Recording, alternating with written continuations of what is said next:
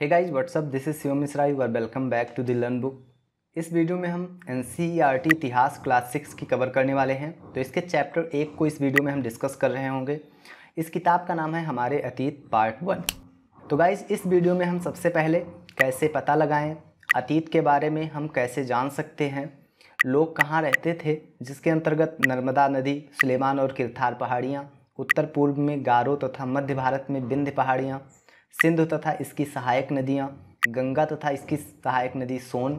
फिर इसके बाद में देश का नाम कि भारत के देश का नाम क्या है, किसके द्वारा यह नाम आया, अतीत के बारे में कैसे जाने, अतीत एक या अनेक, फिर तिथियों का मतलब जैसे AD क्या होता है, BC क्या होता है, फिर इतिहास और तिथियाँ और कुछ महत्वपूर्ण तिथियाँ जो इस चैप्टर से निकल के आएंगी, कुछ महत्वपूर्ण तिथियाँ, उनको इस वीडियो में हम डिस्कस कर रहे होंगे। चलिए शुरू करते हैं। सबसे पहले कैसे पता लगाएं। तो गाइज इस किताब में एक कहानी के माध्यम से समझाने की कोशिश की गई है इतिहास की टाइमलाइन को। जैसे एक रसीदा लड़की है जो अपने घर बैठी अखबार पढ़ रही थी। अचानक उसकी निगाह एक सुर्खी एक न्यूज़ पर पड़ी 100 साल पहले।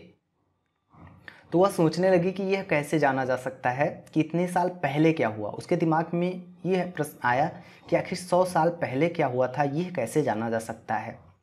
तो हम कैसे पता लगाएं कि पहले क्या हुआ था। तो गाइज इसमें बताया गया है कि जैसे अगर आप कल क्या हुआ था इसके बारे में जानना चाहते हैं तो आप रेडियो सुन सकते हैं, है ना, टेलीविज़न देख सकते हैं, कोई अखबार पढ़ सकते हैं। तो इससे आपको पता चल जाएगा कि कल क्या हुआ था। जब आप न्यूज़ देखते हैं, सुनते हैं या पढ़ते हैं तो उसके माध्यम से आपको पता चल जाता है कि कल क्या हुआ था। साथ ही यह जानने के लिए कि पिछले साल क्या हुआ था, तुम किसी ऐसे व्यक्ति से बात कर सकते हो जिसे उस समय की स्मृति हो। लेकिन अगर बहुत साल पहले क्या हुआ था इसके बारे में जानना हो तो फिर कैसे जाना जा सकता है, यानी हम अपने अतीत के बारे में कैसे जान सकते हैं। तो अतीत के बारे में बहुत कुछ जाना जा सकता है, जैसे लोग क्या खाते थे, कैसे कपड़े पहनते थे, किस तरह के घरों में रहते थे। हम आखेटकों मतलब शिकारियों, पशुपालकों, कृषकों, शासकों, व्यापारियों, पुरोहितों, शिल्पकारों, कलाकारों, संगीतकारों या फिर वैज्ञानिकों के जीवन के बारे में जानकारियाँ हासिल कर सकते हैं। यही नहीं, हम यह भी पता कर सकते हैं कि उस समय बच्चे कौन से खेल खेलते थे, कौन सी कहानियाँ सुना करते थे, कौन से नाटक देखा करते थे या फिर कौन कौन से गीत गाते थे। जैसे हमारे इतिहासकारों ने पता लगाया कि लोग कहाँ रहते थे, जो आरंभिक लोग थे भारत के वो कहाँ पे रहते थे। तो कुछ ऐसे लोग थे जो नर्मदा नदी के आसपास के क्षेत्रों में रहते थे। कई साल वर्ष पहले से लोग इस नदी के तट पर रह रहे थे। यहाँ रहने वाले आरंभिक लोगों में से कुछ कुशल संग्राहक थे। देखिए अब ये पॉइंट बहुत ही इंपॉर्टेंट है। अगर आप UPSC वगैरह के एग्जामिनेशंस दे रहे हैं तो इन्हीं में से ऐसे कोट में आ जाएगा कि जो नर्मदा नदी के आसपास के क्षेत्र में लोग रहते थे वे कुशल संग्राहक थे, या और भी जो अभी हम डाटा पढ़ने वाले हैं उसी में से। तो अब ये सारे पॉइंट बहुत ही इंपॉर्टेंट है। तो नर्मदा नदी के आसपास के क्षेत्रों में जो लोग रहते थे वो कुशल संग्राहक थे, जो आसपास के जंगलों की विशाल संपदा से परिचित थे। वे अपने भोजन के लिए जड़ों, फलों, जंगल के अन्य उत्पाद का यहीं से संग्रह किया करते थे। वे जानवरों का शिकार भी करते थे।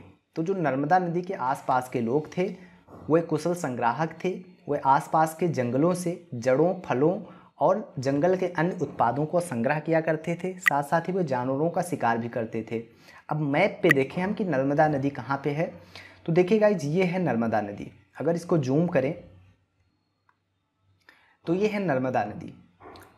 ये विंध्य पहाड़ियाँ हैं और इसी के नीचे देखिए नर्मदा नदी बह रही है। तो इस नर्मदा नदी के आसपास के क्षेत्रों में ही लोग रहते थे और ये जो लोग थे ये आसपास के जंगलों से फलों का या जंगल के अन्य उत्पादों का संग्रह करते थे। ये कुशल संग्राहक थे। तो नर्मदा नदी कहाँ पे है ये आपने देख लिया। इसी के आसपास में हमारे आरंभिक लोग रहते थे। अब आइए आगे बढ़ते हैं। फिर सुलेमान और किरथार पहाड़ियाँ। कुछ ऐसे लोग थे, कुछ ऐसे आरंभिक लोग थे जो सुलेमान और किरथार पहाड़ियों में रहते थे। सबसे पहले तो आप देख लीजिए मैप पर कि सुलेमान और किरथार पहाड़ियाँ कहाँ पर स्थित हैं। तो ये आप देख रहे हैं, ये सुलेमान पहाड़ियाँ यहाँ पे स्थित हैं और यहाँ पे किरथार पहाड़ियाँ हैं। ये उत्तर पश्चिम में स्थित है। कभी कभार प्रश्न ऐसे भी बने हैं कि सुलेमान किरथार पहाड़ियाँ कहाँ पे किधर अवस्थित हैं, और ऑप्शंस में कई ऑप्शंस रहे हैं। उत्तर पश्चिम में स्थित है। ये है उत्तर और ये है पश्चिम। तो उत्तर पश्चिम में किरथार, सुलेमान और किरथार पहाड़ियाँ स्थित हैं। तो कुछ ऐसे लोग थे जो इस क्षेत्र में रहते थे। भाई पढ़ते हैं इनके बारे में कुछ। इस क्षेत्र में कुछ ऐसे स्थान हैं जहाँ लगभग 8000 वर्ष पूर्व स्त्री पुरुषों ने सबसे पहले गेहूँ तथा जौ जैसी फसलों को उपजाना आरंभ किया और उन्होंने भेड़, बकरी, गाय, बैल जैसे पशुओं को पालतू पशु बनाना शुरू किया और ये लोग गांव में रहते थे। और हमने मैप में भी देखा कि सुलेमान और किरथार पहाड़ियाँ कहाँ पे हैं। ये देखिए इधर, ये पाकिस्तान वाला जो क्षेत्र है गाइस, अब वर्तमान में ये सब पाकिस्तान क्षेत्र में है। तो यहाँ पे ये सुलेमान पहाड़ियाँ हैं, यहाँ पे किरथार, यहीं पे कुछ आरंभिक लोग रहते थे जिन्होंने गेहूँ और जौ का उत्पादन शुरू किया सबसे पहले, और ये गाय, बैल जैसे पशुओं को पालतू पशु भी बनाना इन्होंने शुरू किया। और ये क्षेत्र उत्तर पश्चिम में स्थित है, उत्तर पश्चिम में स्थित है। यहाँ पे देखिए पूर्व लिख गया है गाइस, इसको सुधार कर लीजिए, ये उत्तर पश्चिम में।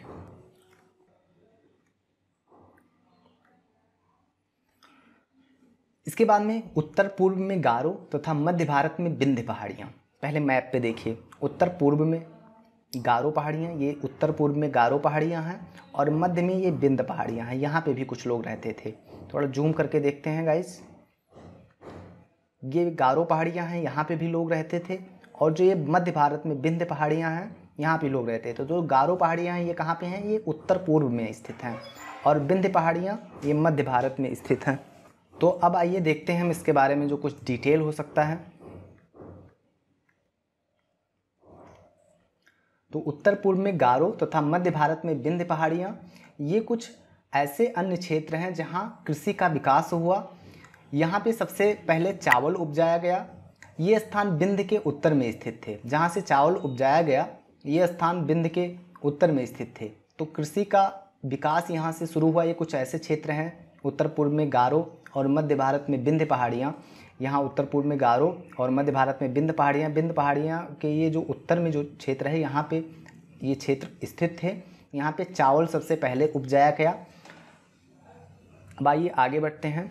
हमने मैप पर देख ही लिया, एक बार फिर से रिवाइज कर लेते हैं कुछ चीज़ों को। यहाँ मैप में देखिए, यहाँ पे नर्मदा नदी है मध्य भारत में। नर्मदा नदी के उत्तर में ही विंध्य पहाड़ियाँ हैं। विंध्य पहाड़ियाँ के उत्तर में जो लोग रहते थे, इन्होंने कृषि की शुरुआत की और चावल यहाँ पे सबसे पहले उपजाया गया। और ऐसा गारो पहाड़ियाँ के आसपास में जो लोग रहते थे उनके द्वारा भी किया गया। और जो गारो पहाड़ियाँ हैं ये उत्तर पूर्व में स्थित हैं। फिर हमने सुलेमान और किरथार पहाड़ियों के बारे में पढ़ा। सुलेमान और किरथार पहाड़ियाँ उत्तर पश्चिम में स्थित हैं। अब आगे बढ़ते हैं। सिंधु तथा इसकी सहायक नदियाँ, यहाँ आप मैप में देख रहे होंगे, ये सिंधु नदी है और इसकी कुछ सहायक नदियाँ जैसे झेलम नदी, चेनाब नदी, रावी नदी, सतलज नदी, ब्यास नदी, ये इसकी सहायक नदियाँ हैं। तो इस वाले क्षेत्र में जो लोग रहते थे उनके बारे में देखिए। पहले सबसे पहले सहायक नदियाँ किसे कहते हैं ये जान लेते हैं। सहायक नदियाँ उन्हें कहते हैं जो एक बड़ी नदी में मिल जाती हैं। जो इधर वाली नदियाँ हैं जैसे झेलम नदी, चेनाब नदी, रावी नदी, सतलज नदी, ब्यास नदी, ये सब छोटी छोटी नदियाँ हैं और ये सिंधु नदी में मिल जाती हैं। तो सिंधु नदी की ये सब सहायक नदियाँ हैं। लगभग 4700 वर्ष पूर्व इन्हीं नदियों के किनारे कुछ आरंभिक नगर फले फूले। गंगा व इसकी सहायक नदियों के किनारे तथा समुद्री तटवर्ती इलाकों में नगरों का विकास लगभग 2500 वर्ष पूर्व हुआ। जो सिंधु नदी की सहायक नदियां हैं या सिंधु नदी के आसपास में जो आरंभिक नगर फले फूले, ये कब फूले, तो अगर कभी वर्ष की बात की जाए तो 4700 वर्ष पूर्व, 4700 वर्ष पूर्व।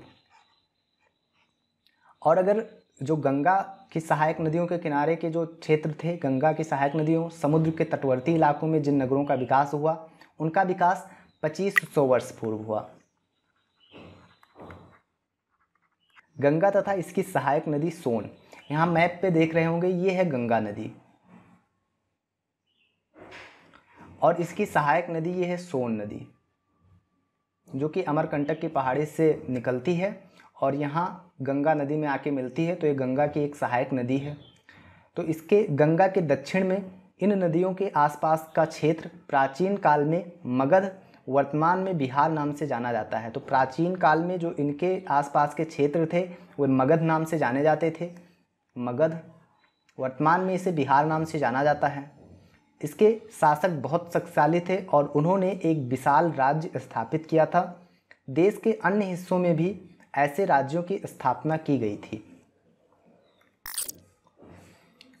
अब ये मैप के बारे में हम थोड़ा देखते हैं। ये जो मैप है इसमें एशिया, जो आधुनिक भारत, पाकिस्तान, बांग्लादेश, नेपाल, भूटान और श्रीलंका ये शामिल हैं। जैसे ये अपना भारत है, यहाँ पे नेपाल है, यहाँ पे भूटान है, इधर पाकिस्तान है, इधर चाइना है और इधर अफगानिस्तान है, इधर म्यांमार है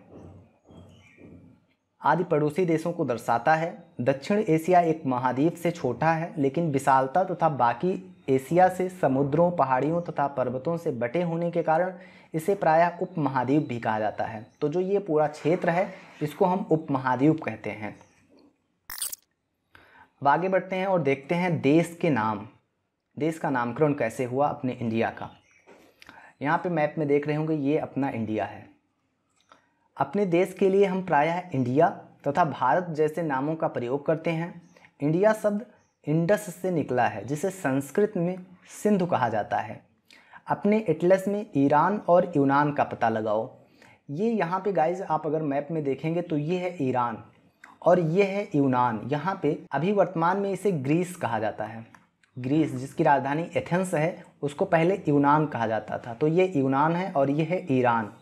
तो लगभग 2500 वर्ष पूर्व उत्तर पश्चिम की ओर से आने वाले ईरानियों और यूनानियों ने सिंध को हिंदोस अथवा इंदोस और इस नदी के पूर्व में स्थित भूमि प्रदेश को इंडिया नाम कहा, इंडिया कहा। इस जो सिंधु थी उसको हिंदोस या इंदोस कहा और इस नदी के पूर्व में जो प्रदेश स्थित था उसको इंडिया कहा। तो भारत नाम का प्रयोग उत्तर पश्चिम में रहने वाले लोगों के एक समूह के लिए किया जाता था। जो भरत शब्द है इस नाम का प्रयोग उत्तर पश्चिम में रहने वाले लोग, उत्तर पश्चिम मतलब जो इधर सिंध नदी घाटी के आसपास के लोग, जो लोग रहते थे उनके लिए किया जाता था। इस समूह का उल्लेख संस्कृत की आरंभिक लगभग 3500 वर्ष पुरानी कृति ऋग्वेद में उल्लिखित है। तो ऋग्वेद जो कि लगभग 3500 वर्ष पुरानी है उसमें इस नाम का उल्लेख है, भरत नाम का। बाद में इसका प्रयोग देश के लिए होने लगा। यही जो भरत शब्द है बाद में इसी का प्रयोग हमारे देश भारत के लिए होने लगा। आगे बढ़ते हैं, अतीत के बारे में कैसे जानें। अतीत के बारे में हम कई तरह से जानकारी प्राप्त कर सकते हैं। इनमें से एक तरीका अतीत में लिखी गई पुस्तकों को ढूंढना और पढ़ना है। ये पुस्तकें हाथ से लिखी होने के कारण पांडुलिपि कही जाती हैं। जो पांडुलिपि होती हैं ये वैसी पुस्तकें हैं जो हाथ से लिखी गई हों, और ये पुस्तकें जो हाथ से लिखी गई हैं इसीलिए इनको पांडुलिपि भी कहा जाता है। अंग्रेजी में पांडुलिपि के लिए प्रयुक्त होने वाला शब्द मैन्यूस्क्रिप्ट शब्द लैटिन शब्द मेनू जिसका अर्थ है हाथ से, इससे निकला है। ये पांडुलिपियाँ प्रायः ताड़पत्रों तथा हिमालय क्षेत्र में उगने वाले भुर्ज नामक पेड़ की छाल से विशेष तरीके से तैयार भोजपत्र पर लिखी मिलती हैं। इतने वर्षों में इनमें से कई पांडुलिपियों को कीड़ों ने खा लिया तथा कुछ नष्ट कर दी गई हैं। फिर भी कुछ ऐसी पांडुलिपियाँ आज भी उपलब्ध हैं। प्रायः ये पांडुलिपियाँ मंदिरों और विहारों में प्राप्त होती हैं। इन पुस्तकों में धार्मिक मान्यताओं व व्यवहारों, राजाओं के जीवन, औषधियों तथा विज्ञान आदि सभी प्रकार के विषयों की चर्चा मिलती है। इनके अतिरिक्त हमारे यहाँ महाकाव्य, कविताएं तथा नाटक भी हैं। इनमें से कई संस्कृत में लिखे हुए मिलते हैं जबकि अन्य प्राकृत और तमिल में हैं। जो प्रकृत भाषा है इसका प्रयोग आम लोग करते थे। आम लोग मतलब जो आम जन था उस समय पे प्रकृत भाषा का प्रयोग करता था। हम अभिलेखों का भी अध्ययन कर सकते हैं। अभिलेख क्या होते हैं? ऐसे लेख पत्थर अथवा धातु जैसी अपेक्षाकृत कठोर सतहों पर उनकी उत्कीर्ण किए हुए मिलते हैं। कभी कभी शासक अथवा अन्य लोग अपने आदेशों को इस पर उत्कीर्ण करवाते थे ताकि लोग उन्हें देख सकें, पढ़ सकें तथा उनका पालन कर सकें। कुछ अन्य प्रकार के अभिलेख भी मिलते हैं जिनमें राजाओं तथा रानियों सहित अन्य स्त्री पुरुषों ने भी अपने कार्यों के विवरण उत्कीर्ण करवाए हैं। उदाहरण के लिए प्रायः शासक लड़ाइयों में अर्जित विजयों का लेखा जोखा रखते थे। इसके अतिरिक्त अन्य कई वस्तुएं अतीत में बनी और प्रयोग में लाई जाती थीं। ऐसी वस्तुओं का अध्ययन करने वाला व्यक्ति पुरातत्वविद कहलाता है। उस समय पर जो वस्तुएं प्रयोग में लाई जाती थीं बहुत पहले, उन वस्तुओं का अध्ययन करने वाला जो व्यक्ति होता है उसे पुरातत्वविद कहते हैं। पुरातत्वविद पत्थर और ईंट से बनी इमारतों के अवशेषों, चित्रों तथा मूर्तियों का अध्ययन करते हैं। वह औजारों, हथियारों, बर्तनों, आभूषणों तथा सिक्कों की प्राप्ति के लिए छानबीन तथा खुदाई भी करते हैं। इनमें से कुछ वस्तुएं पत्थर, पकी मिट्टी तथा कुछ धातु से बनी हो सकती हैं। ऐसे तत्व कठोर तथा जल्दी नष्ट न होने वाले होते हैं। पुरातत्वविद जानवरों, चिड़ियों तथा मछलियों की हड्डियां भी ढूंढते हैं। इससे उन्हें यह जानने में भी मदद मिलती है कि अतीत में लोग क्या खाते थे। वनस्पतियों के कुछ अवशेष बहुत मुश्किल से बच पाए थे। यदि अन्न के दाने अथवा लकड़ी के टुकड़े जल जाते हैं तो वे जले हुए रूप में बचे रहते हैं। पांडुलिपियों, अभिलेखों तथा पुरातत्व से ज्ञात जानकारियों के लिए इतिहासकार प्रायः स्रोत शब्द का प्रयोग करते हैं। इतिहासकार उन्हें कहते हैं जो अतीत का अध्ययन करते हैं। जो इतिहासकार होते हैं ये किन्हें कहा जाता है? तो ये उन लोगों को कहा जाता है जो अतीत का अध्ययन करते हैं। स्रोत के प्राप्त होते ही अतीत के बारे में पढ़ना बहुत रोचक हो जाता है, क्योंकि इन स्रोतों की सहायता से हम धीरे धीरे अतीत का पुनर्निर्माण करते जाते हैं। अतः इतिहासकार तथा पुरातत्वविद उन जासूसों की तरह हैं जो इन सभी स्रोतों का प्रयोग सुराग के रूप में कर अतीत को जानने का प्रयास करते हैं। अब ये बहुत ही रोचक है कि अभी वर्तमान में हम जिस इतिहास को पढ़ रहे हैं तो इतिहासकारों ने बिल्कुल जासूसी की तरह काम किया है और उन्होंने पूरा एक इतिहास अभी तक जितना हमें पता है पूरा एक लेखा जोखा दिया है कि इतने साल पहले क्या हुआ होगा, क्या हो रहा होगा। तो ये सब जो कुछ अभी हम पढ़ रहे हैं ये इन्हीं के योगदान का नतीजा है कि इतना कुछ हमें अपने इतिहास के बारे में जानने को मिला है। अब यहाँ पे आप देख सकते हैं कुछ प्राचीन नगर से प्राप्त पात्र हैं जो रखे हुए हैं। तो इस तरह के पात्रों का प्रयोग लगभग 4700 वर्ष पूर्व होता था। दाएं एक पुराना चांदी का सिक्का है। ये पुराना चांदी का सिक्का है। इस तरह के सिक्कों का प्रयोग लगभग 2500 वर्ष पूर्व होता था। अब गाइज हम बात करते हैं कि जो अतीत है हमारा वो एक है या अनेक है। देखो यहाँ जो अतीत शब्द का प्रयोग किया गया है ये बहुवचन के रूप में किया गया है। ऐसा इस तथ्य की ओर ध्यान दिलाने के लिए किया गया है कि अलग अलग समूह के लोगों के लिए इस अतीत के अलग अलग मायने थे। उदाहरण के लिए पशुपालकों अथवा कृषकों का जीवन, राजाओं अथवा रानियों का जीवन तथा व्यापारियों का जीवन, शिल्पकारों का जीवन इनसे बहुत ही भिन्न था। जैसा कि हम आज भी देखते हैं उस समय भी देश के अलग अलग हिस्सों में लोग अलग अलग व्यवहारों, अलग अलग रीति रिवाजों का पालन करते थे। उदाहरण के लिए आज अंडमान द्वीप के अधिकांश लोग अपना भोजन मछलियाँ पकड़कर, शिकार करके तथा फल फूल के संग्रह द्वारा प्राप्त करते हैं।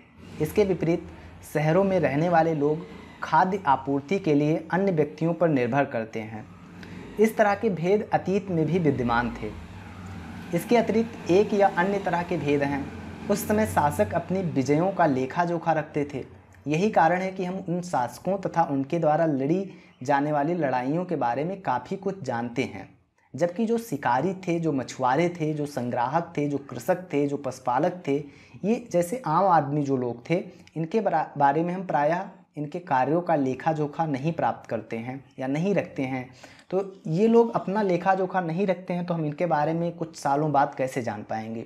तो गाइस जो ऐसे लोग जो लेखा जोखा अपना नहीं रखते थे इनके बारे में हम कैसे जान सकते हैं? तो पुरातत्व की सहायता से हमें उनके जीवन के बारे में जानने में मदद मिलती है।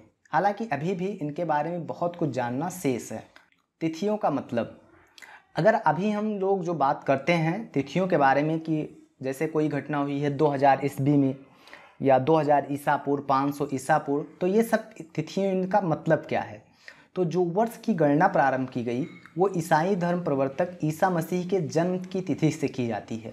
तो ईसा मसीह का जिस दिन जन्म हुआ उसी दिन से वर्ष की गणना की जाती है। तो ईसा मसीह के जन्म के पहले जो तिथि होगी उसे ईसा पूर्व कहा जाता है। अतः 2000 वर्ष कहने का तात्पर्य ईसा मसीह के जन्म के समय से 2000 वर्ष बाद है। यानी अगर हम कहते हैं कि 2000 वर्ष, तो 2000 वर्ष का मतलब ये हुआ कि जब ईसा मसीह का जन्म जिस दिन हुआ था उस दिन से 2000 वर्ष बाद, तो इसको हम कहते हैं 2000 वर्ष। या अभी जो वर्तमान में वर्ष चल रहा है 2021, तो वर्ष 2021 इसका मतलब ईसा मसीह का जिस दिन जन्म हुआ था उससे 2021 वर्ष बाद। ईसा मसीह के जन्म के पूर्व की सभी तिथियां ईसा पूर्व यानी ईसा से पहले के रूप में लिखी जाती हैं। यानी ईसा मसीह का जिस दिन जन्म हुआ था उसके पहले की जो तिथियां होंगी उन्हें हम ईसा पूर्व लिखते हैं या ईसा से पहले। इस पुस्तक में हम 2000 को अपना आरंभिक बिंदु मानते हुए वर्तमान से पूर्व की तिथियों का उल्लेख करेंगे। इतिहास और तिथियां। अंग्रेजी में जो बीसी होता है इसे हिंदी में ईसा पूर्व कहते हैं। अंग्रेजी में इसे बिफोर क्राइस्ट और हिंदी में इसे ईसा पूर्व कहा जाता है। कभी कभी हम एडी भी लिखा देखते हैं, तो एडी हिंदी में ईस्वी लिखा होता है। एडी का फुल फॉर्म होता है एन्नो डोमिनी। एन्नो डोमिनी जो वर्ड है ये 2 लैटिन शब्दों से मिला है। इसका तात्पर्य ईसा मसीह के जन्म के वर्ष। कभी कभी एडी की जगह सीई और बीसी की जगह बीसीई का प्रयोग होता है। सीई अक्षरों का प्रयोग कॉमन एरा, यानी जो सीई होता है इसका फुल फॉर्म होता है कॉमन एरा, और जो बीसीई शब्द होता है इसका मतलब होता है बिफोर कॉमन एरा। यानी कि कॉमन एरा का मतलब ये हुआ कि जब ईसा मसीह का जन्म हुआ उसके बाद में जो वर्ष हैं उसके लिए हम सीई का प्रयोग करेंगे, और बिफोर कॉमन एरा यानी इसके पहले जो ईसा मसीह के जन्म के पहले जो वर्ष लिखे जाएंगे उसके लिए बीसीई यानी बिफोर कॉमन एरा के लिए प्रयोग करते हैं। कभी कभी अंग्रेजी के शब्दों में बीपी का प्रयोग होता है। बीपी का जो फुल फॉर्म होता है वो होता है बिफोर प्रेजेंट, वर्तमान से पहले। कुछ महत्वपूर्ण तिथियां जो इस लेसन से निकल के आती हैं, इस लेसन के दौरान हमें पता चलती हैं, जो परीक्षाओं में पूछी जा सकती हैं, उसके बारे में थोड़ा डिस्कस कर लेते हैं। कृषि का आरंभ 8000 वर्ष पूर्व माना जाता है। सिंधु सभ्यता के प्रथम नगर 4700 वर्ष पूर्व। गंगा घाटी के नगर मगध का बड़ा राज्य ये 2500 वर्ष पूर्व, और वर्तमान को हम लगभग 2000 वर्ष पूर्व मानते हैं।